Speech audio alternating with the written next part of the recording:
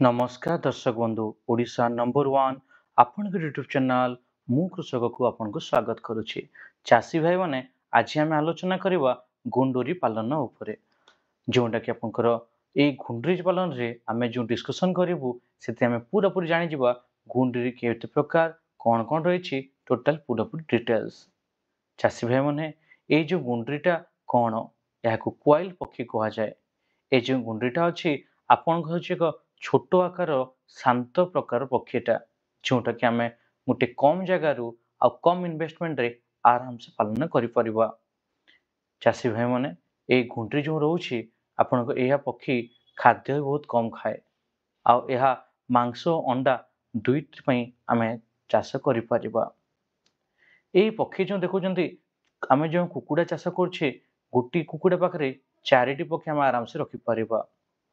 गुंडरी पक्षी जो देखिबे ताहेले आपनकर लाभ कोन अछि एथे हम डिस्कशन करिबा। आपनकर बहुत कम स्थान रे आपण इजीली चाष करि परिबे जोटा मु टिके आगु आपन ऑलरेडी कहि सारिछि। चासी भाई माने एही जो रोछि आपनकर रेडी होवा पई बा बिक्री करिया पई आपनकर 5 रु 6 सप्ताह समय लागि थाए। जदि आपण भलो आ उन्नत मानर खाद्य दउछंती ताहेले आपन एटा 21 रु 30 दिन भितर मध्य रेडी हे जाय थाए। आउ चासी माने एहा आपनकर 6 सप्ताह गला परे अंडा भी दे दियंती माने बहुत जल्दी एमा तांकर अंडा देवाटा भी स्टार्ट कर दे थांती। आमे मार्केट रे इजीली याकू बिक्री करि परिबा बहुत भलो रेट रे। अंडा और मांस दुहींक उपरे चाहिदा बेसी रही थाए सर। आपन अंडा हो कि मांस हो दुईटा मार्केट रे बहुत भलो डिमांड अछि काहेकि ए मांस खेले रोग प्रतिशोधक मध्य आमर बहुत भलो बढ़ी थाए।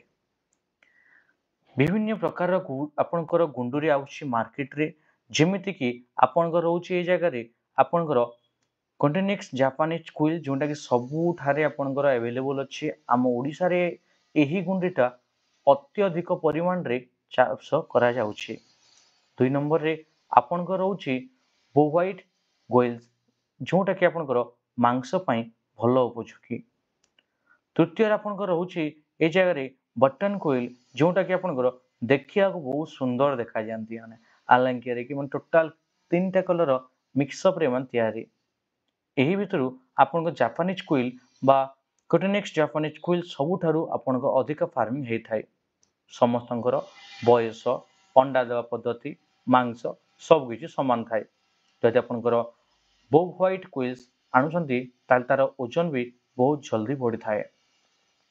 चासी भाई माने एहा पई घर आपन जो करिवे 100 टी गुंडरी पई आपनकर 150 स्क्वायर फुट आवश्यक पड़ी थाए।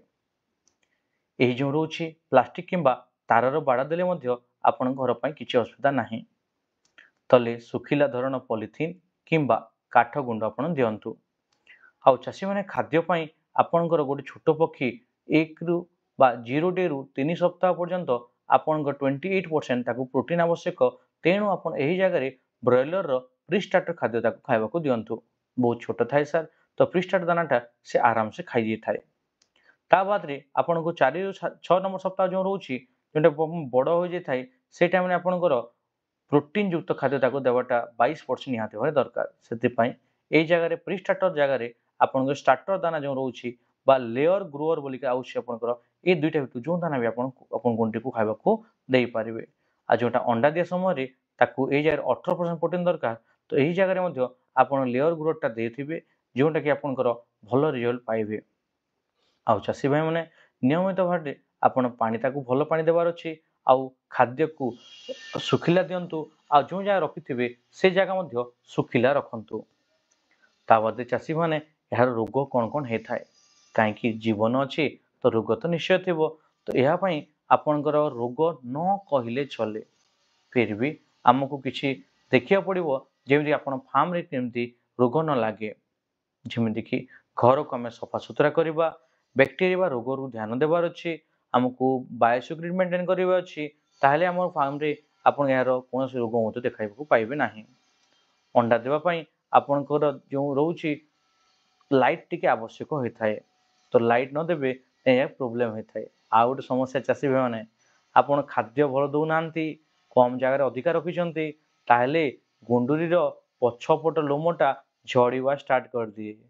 ଯଦି କମ୍ ଜାଗାରେ ଅଧିକା ରଖିଛନ୍ତି, ସବୁ ସମୟ ଆପଣ ଖାଦ୍ୟ ଦେଉନାହାନ୍ତି, ଆଉ ଭଲ ଖାଦ୍ୟ ଦେଉନାହାନ୍ତି, ଏଇ ଜାଗାରେ ଏଇ ପର ଝଡ଼ିବା ସମସ୍ୟା ଷ୍ଟାର୍ଟ ହେଇଯାଇଥାଏ, ଆଉ ଯେଉଁଟାକି ଆପଣଙ୍କୁ ମାର୍କେଟରେ ବିକ୍ରି କରିବାଟା ଟିକେ ଡିଫିକଲ୍ଟ ହେଇଯାଏ। ଲାଭ ଯଦି ଆମେ ହିସାବ କରିବା ଚାଷୀ ଭାଇମାନେ, ଏହି ଜାଗାରେ ଧରି ନିଅନ୍ତୁ 500ଟି ଗୁଣ୍ଡୁରି ଆପଣ ପାଳିଛନ୍ତି, ତାହେଲେ ଆପଣଙ୍କ ବର୍ଷକୁ ପ୍ରତ୍ୟେକଟି ପକ୍ଷୀ ଯେଉଁ ଆପଣ ଅଣ୍ଡା ହିସାବରେ ଯଦି ରଖିବେ, ତାହେଲେ ଏଇ ଜାଗାରେ 250ଟା ଅଣ୍ଡା ଦେଲା।